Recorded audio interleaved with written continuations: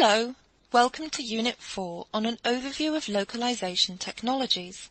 This unit aims to give learners a general awareness of the technologies used to produce the localized product and those which are used to manage the process of localization. While this unit will not provide step-by-step instructions on using the tools discussed, it will aim to provide a basic introduction to the most salient features and the ways in which the tools can be used to automate aspects of the localization workflow. Learners will develop an awareness of the range and types of localization technologies available, the differences between free and commercially licensed tools, as well as an understanding of the implications of copyright laws and non-disclosure agreements when working with digital tools. The second presentation in this unit will discuss translation management systems, as well as software and image localization tools, and the use of automatic speech recognition tools, which can be utilized as a substitute to the keyboard. However, in this presentation, we'll start by looking at the tools used to produce the localized product, namely computer-assisted or computer-aided translation tools, or CAT tools, as they are more commonly known. It's important to begin by making a distinction between computer-assisted translation and machine translation. With CAT tools, the human translator carries out the translation while using the technology to automate certain processes such as the insertion of terms or previous translations, as well as real-time quality checks. The CAT tool will not do the translation. The human must still translate, but the CAT tool captures translations and automatically inserts them when the same source segment or even a fragment of the segment repeats later in the text. This is also known as machine-assisted human translation. With machine translation, the translation is carried out automatically by the machine translation engine, and the human translator has only to check or post-edit the resulting output. The machine reads each source segment, and using statistical information, previous examples, or learned examples, it automatically generates and inserts the translation. This is also known as human-assisted machine translation, owing to the need to have a human post-edit the output. This is the opposite of what a CAT tool does. However, the use of machine translation can also be integrated into the CAT environment through the use of plugins. If you're interested in learning more about machine translation, you can enroll on DigiLing's Post-Editing Machine Translation Output course via the Moodle course page. Let's make another distinction, one between CAT and TENT, or translation environment tools.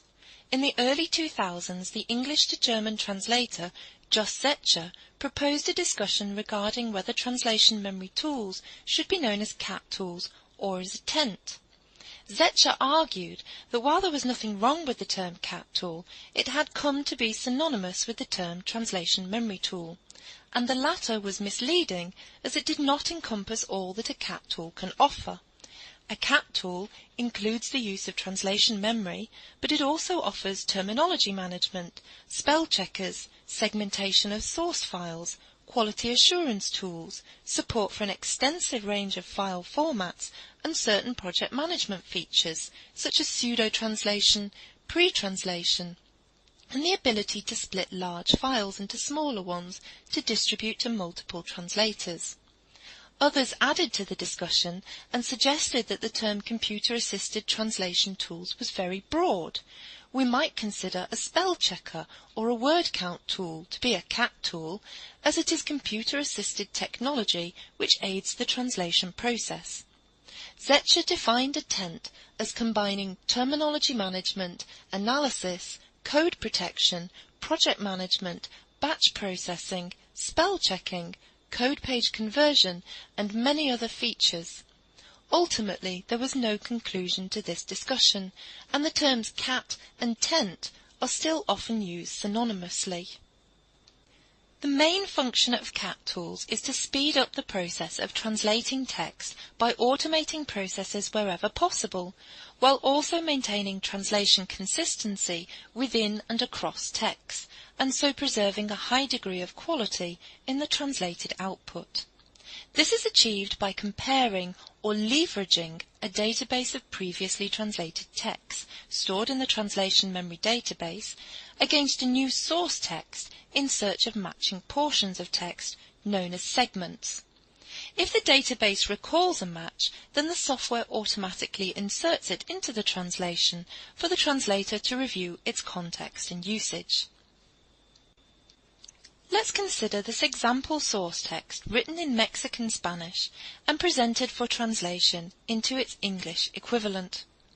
CAT tools were developed to handle text with a high degree of repetition, as they allowed the translator to automate the process of searching for, retrieving, and inserting translation memory matches. They were not necessarily designed to work with texts of a more creative nature, as these tend to have little to no internal repetition. CAT tools provide a more comfortable working environment in which the text is segmented and presented for translation, as can be seen in this screenshot taken from the SDL Trados Studio 2017 Translation Editor window. CAT tools offer users certain core components, such as the use of translation memories via the Translation Results window, highlighted here in the red box. Highlighted here in the green box, you can see the terminology database integration, which allows for the search and retrieval of terms, as well as their quick addition to the terminology database. CAT tools also include the use of integrated machine translation engines via a plugin, and they can handle desktop publishing elements, which allow the tool to preserve the formatting of the original document when reproducing the final translated file. Formatting is either adjusted during translation, as can be seen in the highlighted blue box in our screenshot, or it is stripped away for the translation session and reapplied when exporting the completed translation to produce the same layout and file type as the original source text. Standalone tools such as SDL Trados Studio or MemoQ are available by buying a license and installing the program on the user's computer. In this scenario, all the project and language resource files remain on the user's computer. These tools have the full range of features for producing localized files, as well as managing the localization workflow. They support international characters, they offer extensive language support, and work with the full range of open standards for data exchange. These tools are expensive to invest in initially, and the license will need to be renewed after expiry in order to continue receiving software updates. Users need to be comfortable managing updates to the tool and searching user forums or user manuals or other online resources in order to troubleshoot the use of certain features whenever technical issues arise. Software as a service is similar to renting a CAT tool in that the user pays a subscription, often by buying word bundles, usually based on a source word count, or by paying a monthly fee to process and translate source files in an online environment. Translation memories and term bases are automatically saved in the server environment, and language resources can be downloaded at any time. However, a copy will always remain on the software as a service server. This is a consideration with regards to privacy when using an online tool for clients who have asked for the confidential handling of their files.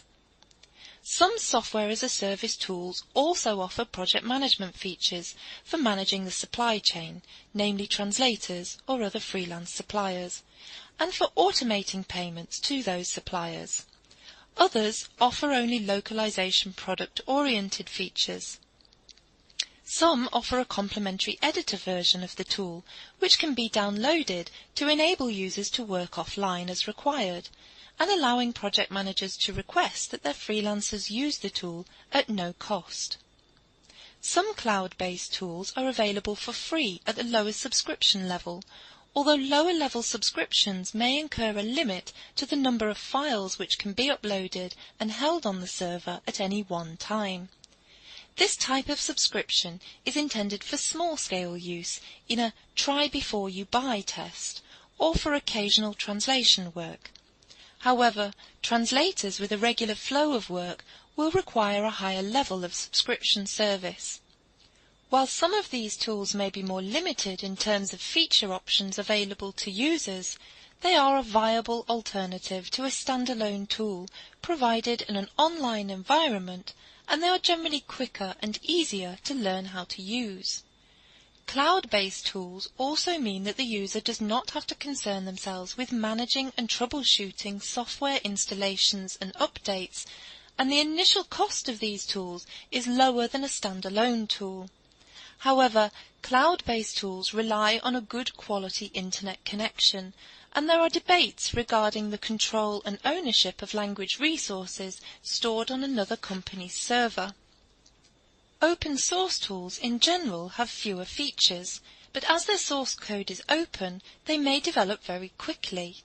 Users of these tools need to be confident with troubleshooting issues, as, at times, and while the open source tools tend to have large supportive communities of users, fixes or solutions to software issues may involve quite technical know-how. Open source CAT tools do not offer inbuilt project management features, and these types of tasks would need to be done either manually or in another program. At the basic level, there are features which are common to each CAT tool, namely translation memory text matching, term-based integration, machine translation integration, and a concordancing tool. In Unit 1, we learned that a segment is a portion of text, usually a sentence, which is being presented for translation. CAT tools search and retrieve segments and categorize them as different types of matches. No matches are generally referred to as new or previously untranslated words. An exact match is, as the name suggests, a segment which matches exactly a segment which is already stored in the translation memory in terms of spelling, punctuation, inflection, numbers, and any formatting used, such as bold or italics. If there is any variation from what is already stored in the memory, then it is not an exact match. It's a fuzzy match, a type of partial match which is very similar to the segment in the translation memory, but with some difference in spelling, punctuation, inflection, numbers, or formatting. Fuzzy match similarities are expressed as percentages ranging from 1 to 99%. Most CAT tools set a minimum threshold for fuzzy matches at around 60 to 70%, so any segment with a degree of similarity below the threshold will not be automatically inserted and will instead be considered a no match. A more than exact match, such as a context match, as it's known in SDL Trados Studio, a 101% match, as it's known in MemoQ, or a golden segment, as it's known in WordFast Pro, is one where not only the segment in question matches exactly what is stored in the translation memory, but the preceding segment is also an exact match in the source text and is identical to the preceding segment in the translation memory. This type of context match is possible because the tools number each translation unit in the memory so that information about the context of each segment can also be stored. Sub-segment matches look for smaller portions of text within a segment. This might sound like a fuzzy match where the threshold has been set very low. However, this is not the case, and the CAT tool is actually taking account of smaller portions or fragments of text from the source document and comparing those to the contents of the translation memory in search of matching fragments.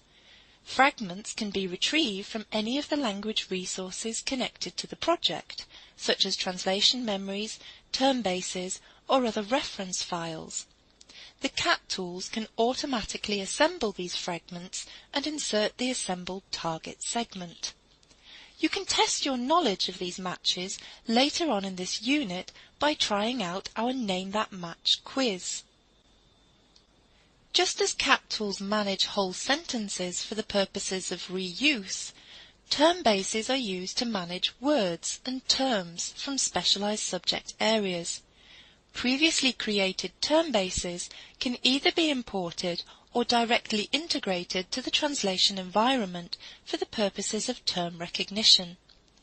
Once the CAT tool recognizes a term, it can be automatically inserted into the translation.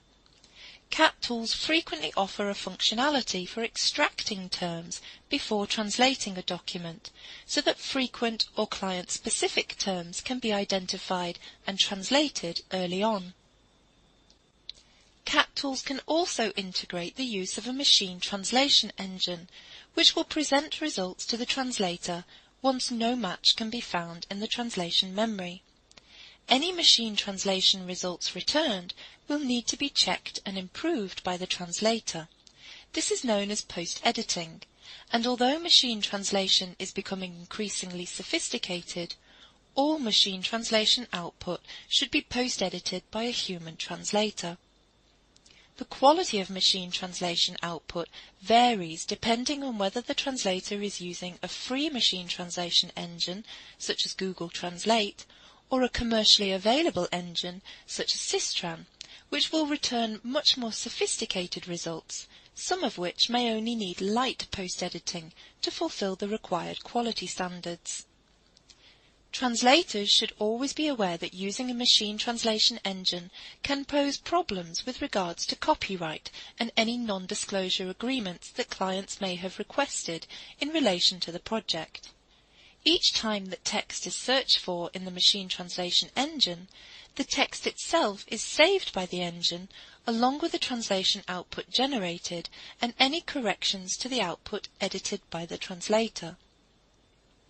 In cases where non-disclosure agreements have been signed, the use of a machine translation plugin may be considered to be in breach of the non-disclosure agreement, and translators are advised to check for any such conflict before enabling the MT plugin option.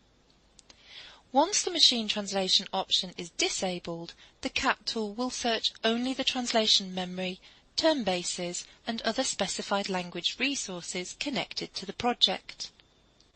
A concordancer is a tool which retrieves all instances of a particular search string in its context and presents these for consideration in an easily readable format.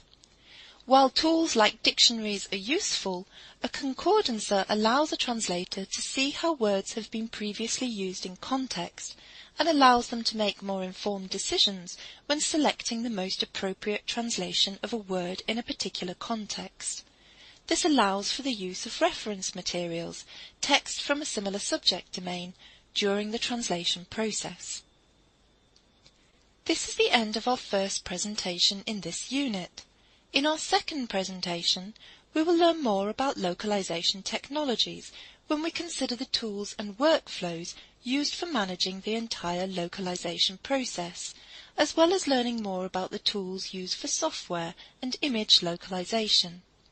In the meantime, please click Next to try out our Name That Match quiz and to test your understanding of the different types of translation memory matches.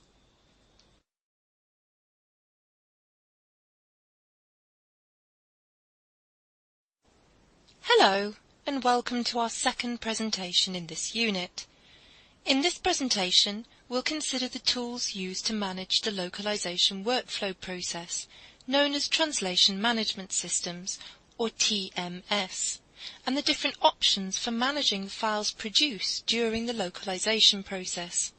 Software localization tools will be addressed in a discussion about their features and the benefits of using these tools, as opposed to editing the original source code files.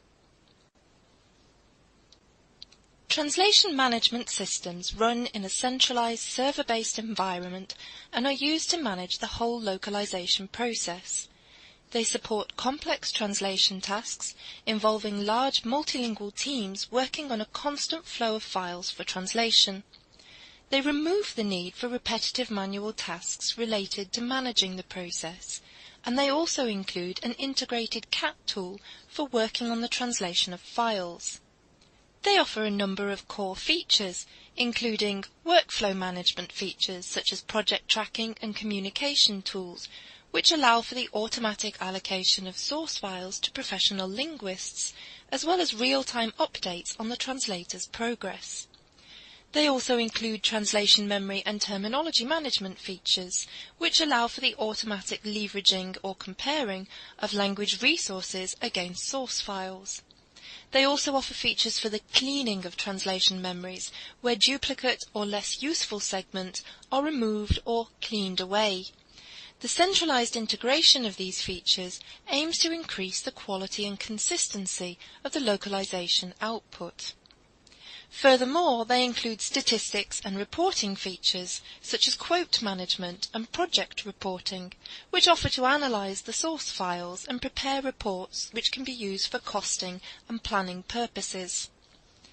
The client has more control with translation management systems and is able to monitor the project as the localization process is managed centrally within the server-based environment.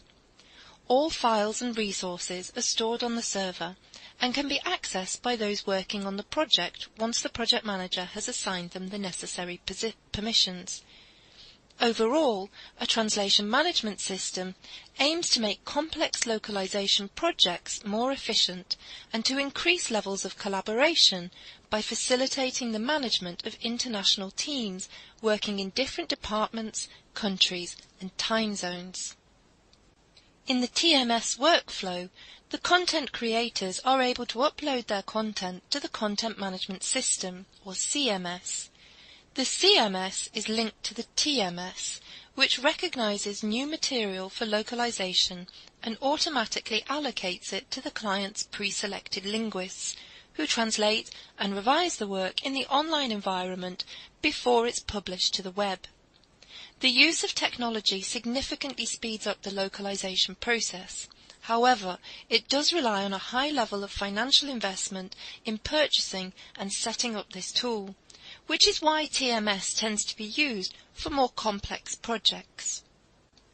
Software localization is handled by dedicated tools, such as Passalo, which was originally developed by the German company Pass Engineering and then later acquired by SDL, or using the open source tool Poodle, among many others. These tools enable the localization of all software elements, such as strings, menus, dialogues and bitmaps, without the need to edit the software's source text files. They provide extensive support for a range of file types associated with software development, as well as the integration of language resources, such as translation memories and terminology, while also allowing modifications to be made to the user interface where necessary, for example, the resizing of dialog boxes to accommodate the translated text. Some software localization tools are also able to partially automate the post-production testing phase. Image localization is best carried out using desktop publishing tools, which, in this scenario, also include image editing software such as Photoshop and the GNU image manipulation program. CAT tools may offer varying degrees of support for image localization. This usually involves providing a transcription of the image text within the segmented editor view. However, in order to fully localize the text in the image, it's necessary to have a copy of the original file in the native file format of the software in which it was created. This is because images are created in layers, and the text is stored in a layer of its own. When the image is exported from the editing software, the image layers are flattened together, so the layers must be separated again in order to edit the text, and this can only be achieved using the native files created by the image editing software. It is common for language service providers to provide a translation of the image's transcribed text to the original graphic designer so that they can update the image text on behalf of the client. Automatic speech recognition is used as a tool to liberate translators and other technology users from their keyboards and there is a growing interest in its use. It's long been suggested that doing the same movements repeatedly, such as using a mouse or typing on the keyboard, and for long periods of time, can contribute to the development of repetitive strain injury, which in some cases can be sufficiently severe as to impact on an individual's ability to continue further with the repeated action in question. Speech recognition tools can then be used to reduce or eliminate the need to use the mouse and keyboard, as the user can control the software with voice commands and dictate their translation into the CAT tool. There are two types of speech recognition tools: speaker-independent and speaker-dependent systems. Speaker-independent systems require no voice training and are more commonly used in telephone operations, where the speaker is required to respond using specific voice prompts, such as calls to a call centre, where callers are asked to say 1 to speak to customer services, 2 to speak to returns, etc. Speaker-dependent systems are those typically used by dictation software. These systems need to be trained to the sound of a user's voice and can scan documents on a user's computer to compile examples of language usage in order to improve the level of recognition.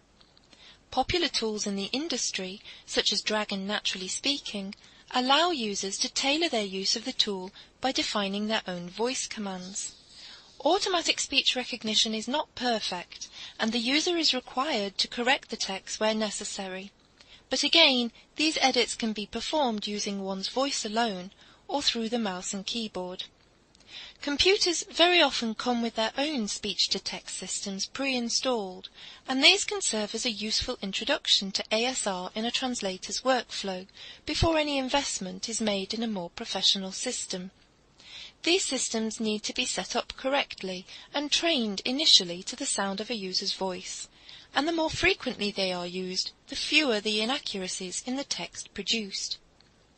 Recent studies have discussed the benefits of using speech recognition tools for producing an initial draft of a translation, and it has been suggested by research participants that ASR may increase the overall quality of translations produced, as the translation, when it is spoken, is captured much more quickly than when it is typed, particularly for those who do not touch type.